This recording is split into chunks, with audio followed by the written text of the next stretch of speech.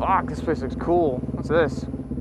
So today's subject is, like, I normally don't even have subjects. I normally have like a rough idea what I'm going to talk about, and then my brain goes so ADD, which is something interesting that we're going to be talking about.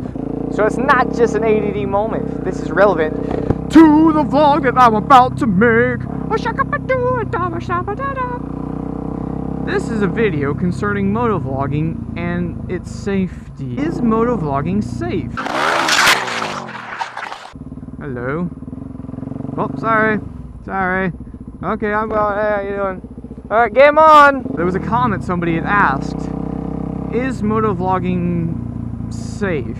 And what they were getting at is like, or is it, maybe they were saying, is it distracting in your opinion to, yeah, right there, I almost killed those kids. I think motovlogging safe, you know, versus like driving around talking on the phone. And, I thought, what an interesting thing to speak of! I will do it! Because a lot of people who watch this are interested in doing motovlogging themselves or do motovlog, and I don't know. I guess for you then, fuck it, you already know what's up. For starters, you know, what are we getting at? We're saying like, is talking while riding distract you from riding, and enough of a, does it distract you from riding? I mean, the answer to that,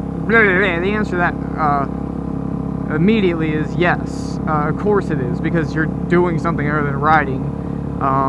You're taking away some attention that you would be spending on to do other things. Sometimes why you see when I do like Supermoto Sunday rides, I don't try to vlog while I'm doing that shit. It's just too hard, you know.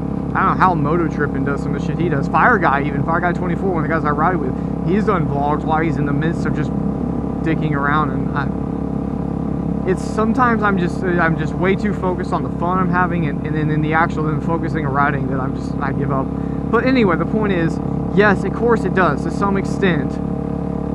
It just has to. It's the nature of it. You're riding around and you're chit-chatting. Your brain is not 100% focused.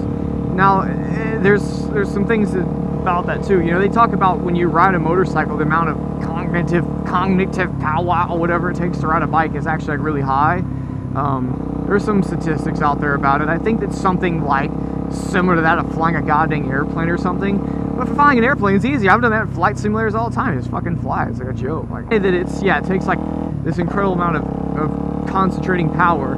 And I think that may only be true when you first start riding, because I feel like after you've been doing it for a while, your hand-eye, whatever, it all becomes so second nature to you. You know, the shifting and the downshifting and the little bleeps of the throttle, things like that. Like, you don't think about that shit anymore. You just do it, you know? Like, it's more of the flow that you feel with the bike after a while. But that takes time. Of course, I guess the same thing happens if people fly goddamn airplanes and people play on their iPhones instead of driving like this lady in front of me.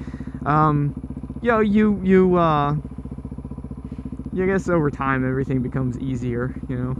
But maybe that doesn't mean you're still not doing as much. Maybe it just means that a lot of it's done subconsciously. I think what helps is when you get to the point where the motor controls that you're doing, like not motor, like you're physically moving handle, like twisting throttle, like when it becomes to the point where you don't have to think, okay, twist throttle, pull clutch, shift gear, where it just happens, then that helps a lot, you know. That's one thing too. I think when people are new and they want to get into motovlogging, you know, they want to buy their first bike and they want to buy their camera at the same time. I'm a little hesitant to say that that's a good idea, because I feel like it's not as much. Like, you need to learn what you're doing a little bit more. I think there's a few ways you can do it when you first start, and that is there's a way to motovlog that doesn't require near as much concentrating power. And it's a little bit of like, I'm not trying to take a knock at him, because I love his videos. It's kind of like what Accidental Broadcast does. And that dude's riding through the fucking jungle with, you know, hanging off the bike, falling off cliffs and shit like he does. And he's vlogging, but he's not necessarily vlogging in a normal way. He does a little more mellow rides when he wants to like talk about shit. When he's on those rides where he's flying through jungles with his Mr. Minute and all those people, he's more like expressing what's going on, you know, in an exciting way. And that's more instinctual, I think, than takes powers of the brain. Boy, I'm good at words myself. Listen to me. Fucking a miracle that I made it this far. So I see where there's a style you can do like that, where I think if you're new riding, you can be like, wow, shit, ooh, there's a bump in the road, oh, look at this, I gotta clutch and shift, oh my god, you know. When we first started riding too, I swore one of the first things I always remember doing is having to watch the road so much for every little bump and crack and crease, because I used to hit those things, and I used to feel like, you know, affect the bike, like shit like this right here, I used to be like, oh shit, oh no, look at these little lines I gotta go across. And of course, with that, which you really end up learning after a while, is that if you ride a little bit more loose, and it's not as effective as you think it is. You're kind of nervous and you think, oh my god, there's a crack in the road, watch out. But you know, you get over that after a while. Supermotos are a great bike for that too, because they don't fucking matter. Like I could go over, you know, a curb, 4x4, a human being, and you're not going to really notice as much as you would like on a crotch rocket. I guess you could compare it to talking on a phone, or so I thought. Let me explain first, and I'll get back around to this. Now, if you compare it to talking on the phone, Mythbusters did this whole thing about driving versus drinking, and they came to the conclusion that basically drinking and driving is as dangerous as talking on the phone and driving, which was fucking surprising. So imagine I'm just riding around drunk right now, right? But it's not really like that. I'll explain. I don't think it's near as dangerous though as you think, because one of the points the guys made at the end, what's his name? I think it was Jamie. No, Adam, I think, made the point. He said, I love Mythbusters, by the way. That's such a cool show. They did such a thorough thing. You should watch it if you haven't seen the drunk driving versus cell phone video. You know, you can always drop the phone. You can't drop being drunk. You're drunk, you're drunk. Which is why you shouldn't fucking drink and drive. It's fucking retarded. Woo! So they basically determined that. But there's one thing it doesn't really account for, and that's Bluetooth talking. I think hands-free. And I do think that has something to do with it, not holding it, being able to talk. Because I talk on Bluetooth on my car all the time now. My car's got Bluetooth. I know some of y'all don't know, like, you know, in the States of America, you can totally talk on the phone and drive. What I used to think is, okay, you're riding around. I guess it's kind of like the equivalent of Bluetooth, and I think it's safer because you're talking. A lot of times, then too, when people talk to me on the phone and I'm driving, they'll figure it after a minute. They're like, "Are you driving?" I'm like, "Yeah, why?" They're like, "Because you're so not in this conversation right now." So if you do it like me, it's perfectly safe. You just sort of half-ass pay attention to who's ever talking to you, whether it's your mom, your wife, or your boss. You just are like, whatever, stupid women, shut up. Not my wife though, or my mom, mainly just my boss. You're still doing something that's considered as dangerous as drinking and driving. And then something happened. I did something that sort of opened my eyes to this. I started doing dual motovlogs. Now, when you do a dual motovlog, it's a whole nother game, because you're not just talking. This is where you figured out that it's not like talking on the phone. It's like I thought it was. It's different. It's more like just blabbering in your head, because when you talk on the phone, every time I've done dual motovlogs, I mean, I have to drink some coffee. I gotta like make sure I'm 100% awake and focused, because it takes like all of my concentrating power. It's why moto tripping crashed trying to do a three-way. That three-way was hard for me, and I was just riding on fucking flat land doing half-ass wheelies. Moto tripping's like, oh yeah, I'm going off this fucking double right now. Oh yeah, like I'm fucking about 45 feet straight up in the air and coming down. Oh yeah, let's have a phone call right now. No, and that's the point. It is much harder to do a dual vlog than it is to do a. This tree's pretty, isn't it? Pretty tree. Oh, I like you.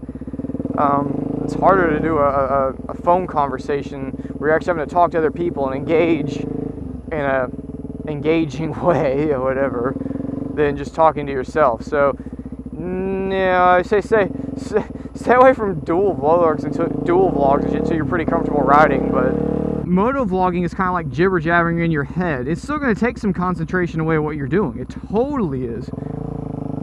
You can't do everything 100% while doing like a wheelie, for instance.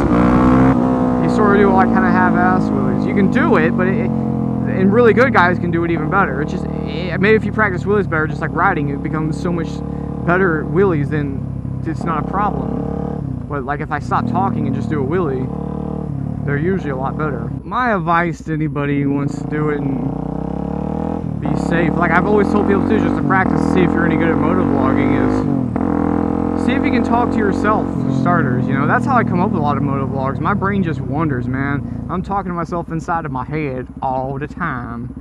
Well, I think everybody is. I hope so, at least. Or I'm really weird. But I'm sort of just letting that flow, which also kind of means a lot of what I say is like really unfiltered, if you will. So you never know what you're gonna get.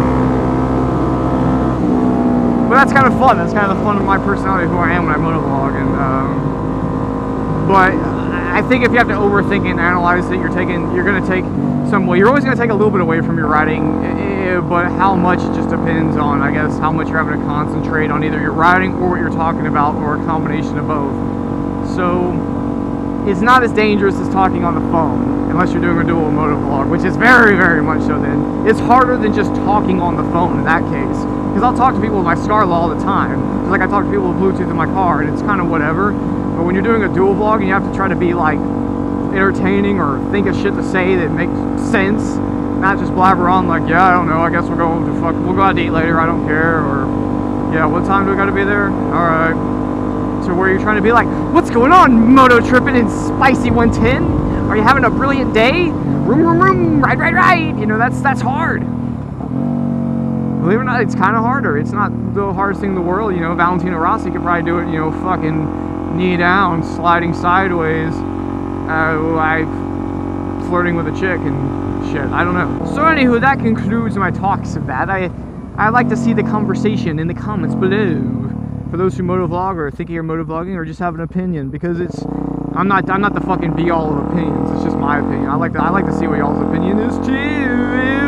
So sure to say what you think about it, and safety and talking while riding. That's all I got to say about that, like a Forrest Gump or some shit piece. If I were to say in a vlog or anything, if I were to tell you I had pancakes today, you need to understand that it doesn't. This is more important than just a normal pancake, you know.